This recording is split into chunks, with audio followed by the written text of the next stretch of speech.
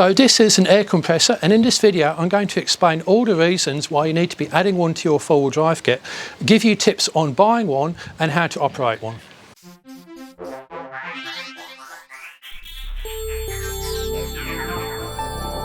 So here's 6 reasons why you need to buy an air compressor for your four-wheel drive, and I consider it one of the first buys and essential. The first one is to re-inflate tyres. After you drop your tyres to lower pressure, to run on sand or mud or rocks or any other type of terrain, you want to put them back up to highway pressures, and for that you need a compressor. Then if you have a slow puncture which you can't otherwise fix, you can actually just periodically re-inflate the tyre, and again you can use an air compressor for that. If you need to remove a tyre completely from a rim and replace it, you'll need an air compressor to reseat the bead. And then things like air mattresses as well, they're handy for that. Running air tools if you carry those, and if you have an ARB air locker, well, an onboard air compressor is what you're going to need. So all of those reasons are why I consider air compressors an essential. So here's what you as a touring four-wheel driver who just wants to inflate, deflate tyres on their Land Cruiser or Ranger or Pajero or something like that probably needs and probably doesn't need. The first thing is you need a duty cycle or capable of running continuously or near continuously to inflate 8 tyres. That's 4 for you, maybe 4 on your caravan, or maybe 4 for your companion, and most quality air compressors will do that. The next thing, you need a short total time. I'm going to talk about specs, and it's easy to get carried away with litres per minute and things like that, but really what you want is not litres per minute. You want the shortest time from stopping, inflating your tyres and going again, and that includes pack up and set down time. So what I've done here is actually measure how long it takes my hardwired compressor in the Ranger versus a compressor I used which I'm just carrying in the back. Now I hardwire my compressors to the car for reasons of weight, space, but also time saving, but I'd never actually measured how much time I saved, so I decided to test it. Here I've stopped the Ranger in exactly the same place. I'm getting out hopefully at pretty much the same sort of speed, and I'm going to get out 2 compressors. One is going to be my car mount, which is in the top part of the frame, and the other is the portable compressor, as you can see there. And I'm going to test the time difference between the two. So you can see that with the hard mount, it's taken me under 30 seconds, and I'm already inflating a tyre. With the portable, it's going to take a bit longer, but is it really going to be that much longer in the whole scheme of things? Now, I did have that portable compressor easily to hand there, so there is that. If yours is buried further away, then it's going to take you longer to organise it and get it going. But to me, that's just kind of reducing friction on a trip as well. But I think that the primary reasons to me is going to be sort of weight saving, because you don't need to carry the case, and also space saving. So finally, I get everything connected up, and there we have it, 40 seconds saved. So now we see how much time it takes to put that kit away, if it's going to be any more or less. And this is how I measure time in terms of four-wheel drive and camping gear. If someone says, oh, it's a 10-second tent, well, it is once you've taken it out of its bag, thrown it onto the ground, and then that's it, but then you've got to add in the peg time. What I tend to do is measure time from the vehicle stopping to when you can actually use the item again, or when you're putting away. And that means things like packaging, ease of putting it away, become perhaps more important than the performance of the device itself. Now you can see there with the car mount ready to go. It's when I reverse off. So we stopped the clock about 40 seconds for the car mount. And with the portable, I'm still putting it away.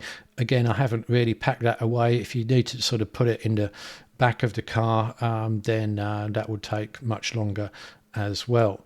So we'll see how much time we end up there. Put the bonnet down. So that's 20 something seconds at the moment, probably a bit longer. And finally we get it to, there we go, 1 minute 10 seconds. So we save about 30 seconds on the other end. Now you also need your compressor to be lightweight and small, because we all want to minimize weight, and there's only a certain amount of space, and the compressor should be as small as possible. And finally, you've got to consider hose length. So will there be enough hose length to get to all your wheels and maybe someone else's wheels, and also particularly your trailer? Can you get an extension or carry the compressor to it in some way, shape or form to be able to reinflate tyres on your trailer as well? Now, the things you probably don't need is hyper compressors with 2 pistons and air tanks and so forth and things like that. You just don't need that if you just got a standard 4-wheel drive tourer. If you've got a 6-wheel drive Unimog or something like that, yeah, sure, you're going to need heavier duty equipment, but otherwise I think it's a bit of a waste of money. So here's an example of how quick it can be to air up tyres using my onboard ARB air compressor wired into the range. I'm going to start at 14 psi and now I'm going to run it for 30 seconds and see how far we get.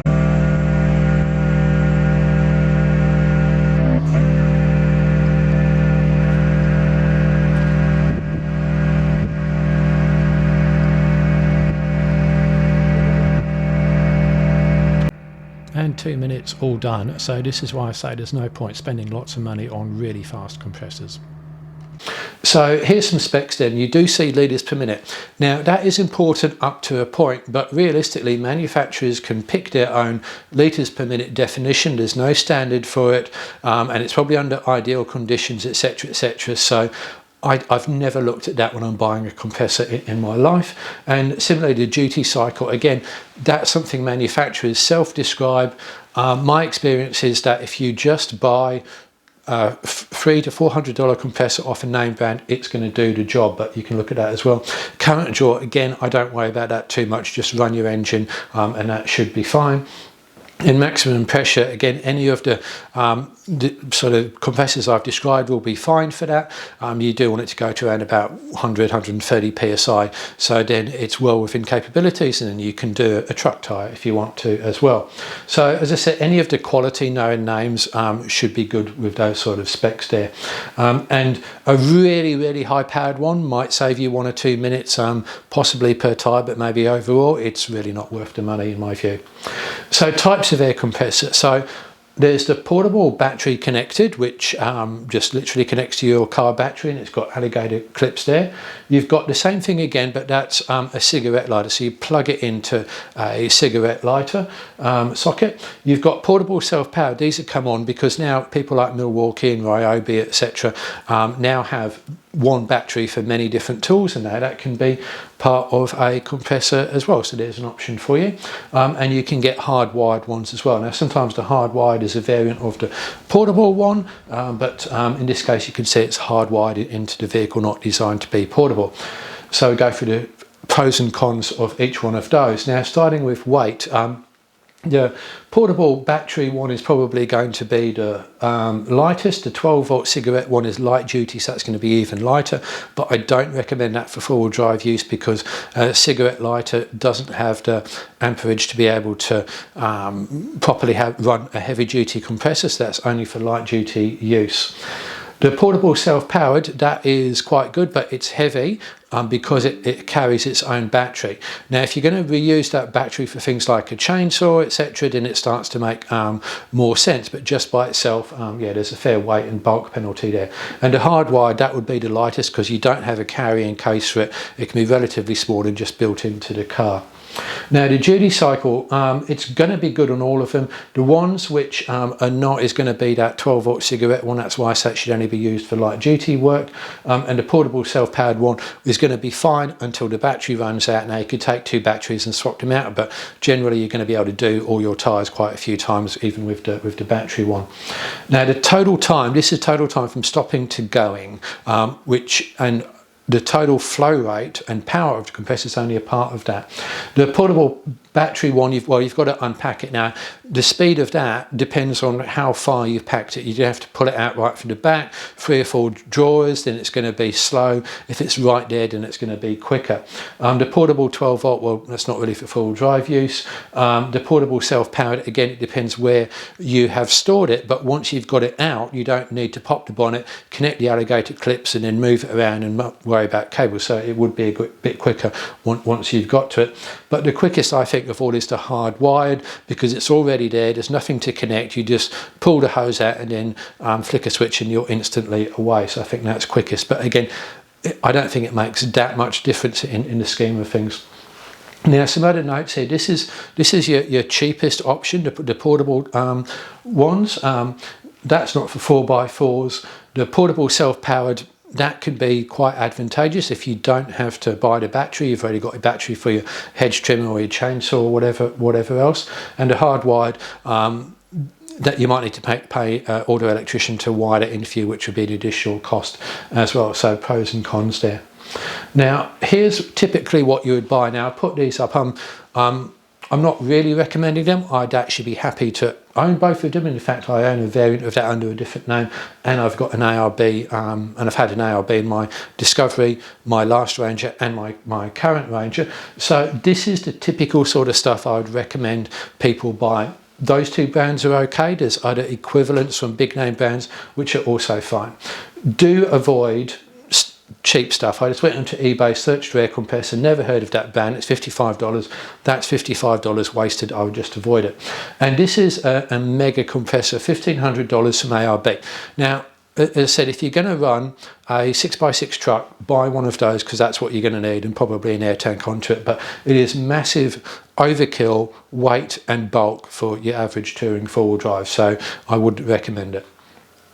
Now, there's also 24 volt air compressors, so those of you running trucks like Hyners or Fusers, Canters would look at 24 volt, and there's even engine driven, but I don't think you need to go to engine driven stuff. That's the level of complexity and power the average touring four-wheel driver does not need. So this 12 volt compressor works off a cigarette lighter, and it is for light duties only. It's certainly not something you'd want to carry around in your four-wheel drive and then try and inflate 4 or 5 tyres in one go. But it's perfect for what I need it for, because this car does not have a spare tyre. Now, in the event of a puncture, I'm going to try and repair it with a plug kit like that, but I also might well need to put some more air into the tyre. Now, if that's the case, then this light duty compressor can do the job, because it's only going to have to work on one tyre at a time, and they're also fairly small tyres as well. So it's light, it's cheap, lives in the back of the car, and it's the best insurance I've got, along with the tyre repair kit, against punctures in a car that doesn't have a spare tyre. Now, here's some tips about air compressors. So one, run the engine. Now, you do that for 2 reasons. One, so you don't deplete your battery, because there's a fair current draw. 2, your volts goes up from maybe 11.8, 11.9 up to about 13, and that makes the compressor run quicker, so then you get home faster.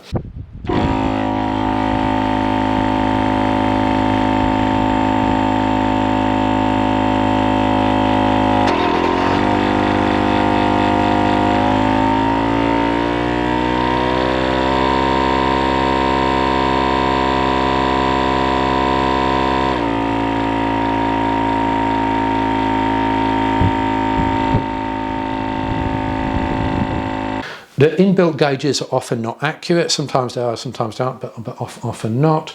The compressor can be hot to handle, so be aware of that. Maybe wear gloves, or just be careful, or just accept a scolding.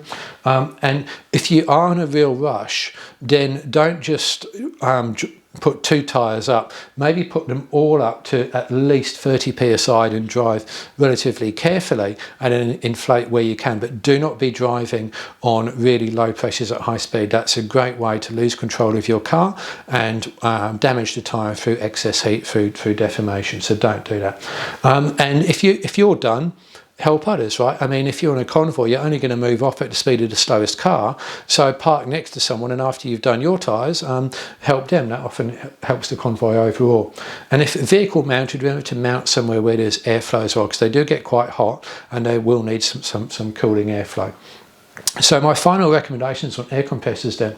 So I think an air compressor is an absolute 4x4 essential. It's one of the things that you need to buy as soon as you can. But on your first trip, if you're out on a club convoy, people will be accepting of you. They'll lend you theirs, they'll air you up, so don't worry about it too much, but don't leave it too long before you buy your own. Now, buy quality, please buy quality. You want to be spending $300 to $400 on a good air compressor, and you do that, it will last for literally decades. So it is a worthwhile investment, and there's no real maintenance to it, so definitely do that. And don't worry about the spec rates. Don't go fussing over really high flow rates or current draws and so forth. Any of the decent quality makes is just going to do the job for you. And do consider the size and weight of the carry case, because if space is at a premium, let's face it, it is for everyone to some extent or another. If you've got a really heavy big case, well, that's just a pain, and it's just harder to get out and it just slows everything down. Consider your trailer as well. So I have on my ARB an extension hose, and this is how that works. As you can see, just connect the extension hose and then that's fine. There's other solutions. You can physically run the compressor off a caravan battery, whatever it is. Just consider your trailer as well. And my personal view, I like to hardwire into the vehicle. That way it's never forgotten, it's always there. I've actually got a portable one as well, and it takes up minimal amounts of weight and space. That's what works for me. Something else might work for you. I hope I've given you the information to be able to make your own decision. So thank you for watching. Any questions, please use the comment section.